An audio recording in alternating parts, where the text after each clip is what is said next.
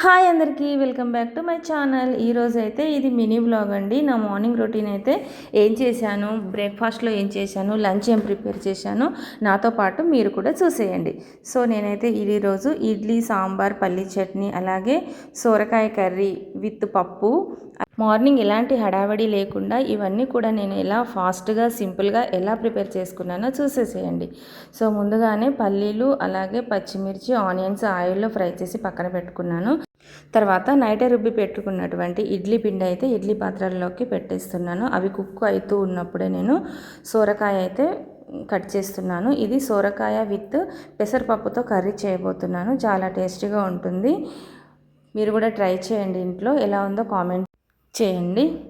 సొరకాయ కర్రీ కోసం అయితే సొరకాయ ముక్కలుగా కట్ చేసి అలాగే దీంట్లోకి ఆనియన్ అలాగే పచ్చిమిర్చి కట్ చేసి పక్కన పెట్టుకున్నాను. అందులోనే కొంచెం పెసరపప్పు కూడా యాడ్ చేసి పక్కన పెట్టుకున్నాను. ఆ తర్వాత బండి పెట్టేసుకొని 2 స్పూన్స్ ఆయిల్ వేసుకొని హీట్ అయ్యాక ఆవాలు, జీలకర్ర వేసేసి అలాగే ఆనియన్స్, పచ్చిమిర్చి వేసి ఫ్రై అవ్వనివ్వాలి. అలాగే ఇటువైపు మళ్ళీ సాంబార్ కోసం అయితే నేను కందిపప్పు కుక్కర్లో వేసి ఉడికిస్తున్నాను. అందులోనే పసుపు అలాగే ఆయిల్ కూడా వేసాను.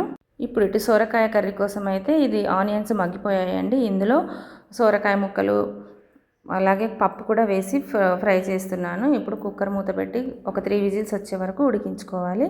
ఇప్పుడు సోరకాయ కర్రీలో అయితే కారం వేసి కాస్త మగ్గిన తర్వాత లైట్గా వాటర్ వేసి ఉడికించుకోవాలి.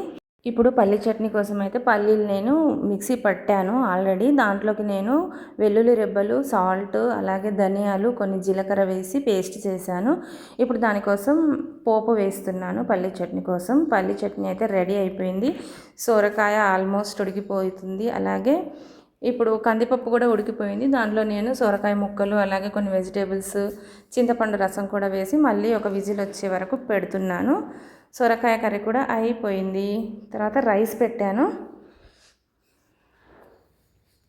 చూడండి ఎంత ఫాస్ట్గా ఈజీగా అయిపోతుందో. మార్నింగ్ ఏ హడావిడి లేకుండా ముందుగానే ప్రిపేర్ చేసుకున్నామంటే అన్నీ ఒకేసారి సింపుల్గా అయిపోతుంది, ఏ హడావిడి లేకుండా. ఈ పోపు అయితే సాంబార్ కోసం అండి. సో సాంబార్ కూడా అయిపోయింది.